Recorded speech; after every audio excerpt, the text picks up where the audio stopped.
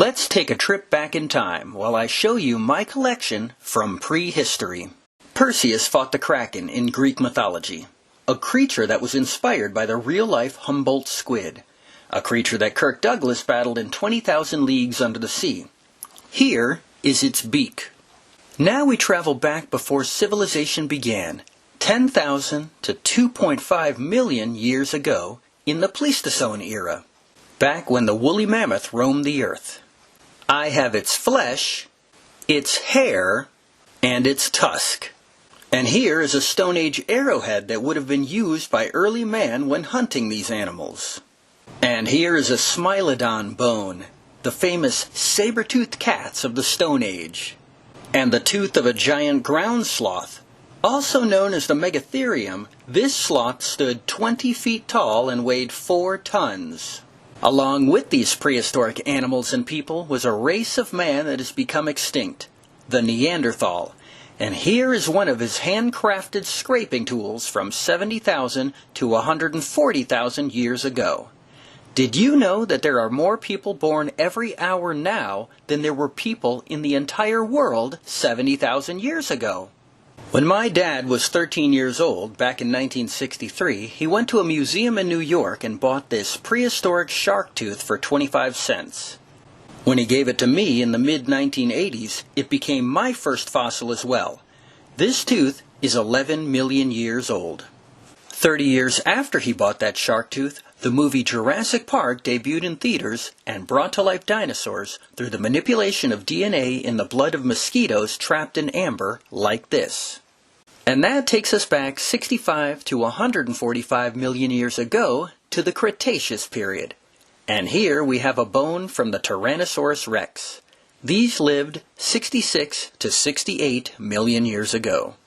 As well as a frill section and a tooth from the Triceratops. These lived 68 million years ago. And when the Jurassic Park sequel trilogy kicked off with Jurassic World, we got to see a giant shark leap out of a theme park pool to eat a dangling killer whale. That was the mosasaur, and this was its tooth, from 66 to 72 million years ago. And flying above, we get the tooth of a pterosaur from 94 to 112 million years ago.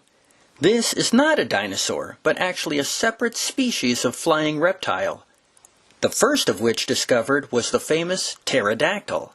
And with that, we travel back to the Jurassic period, which stretched from 150 to 154 million years ago.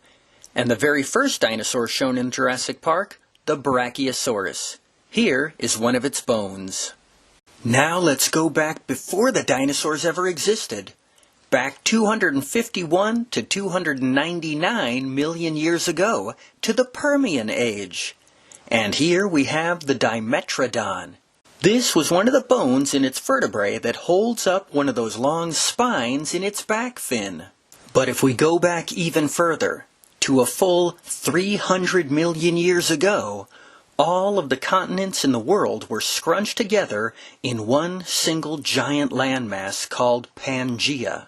And growing all over that supercontinent was the Glossopteris tree, and these are its leaves. Now let's go much further back 500 million years ago to the Cambrian period, before life had made it onto the land. In the world-covering ocean lived the trilobite.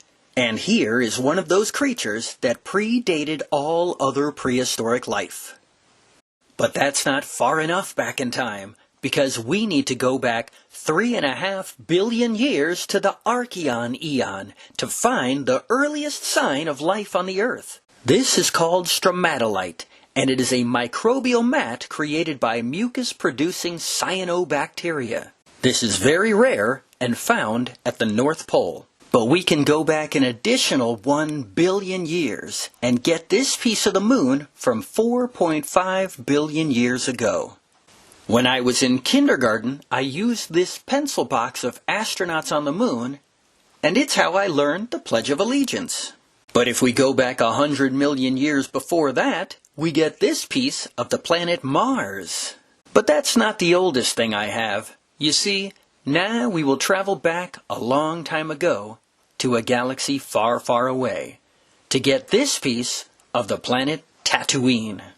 Okay, not exactly. This is actually a meteorite found in the town of Tatooine, Tunisia, near the filming location of Luke Skywalker's planet in the movie Star Wars, and the inspiration for that planet's name. We were first taken there when the droids C-3PO and R2-D2 landed on its desert sands. And this is actual sand taken from that very dune they were filmed on in the Sahara Desert. And strewn in the sand behind C-3PO was a skeleton. It was actually a fiberglass replica of a brontosaurus skeleton that was made for the 1975 Disney film One of Our Dinosaurs is Missing. And here is an actual piece from it. Until next time!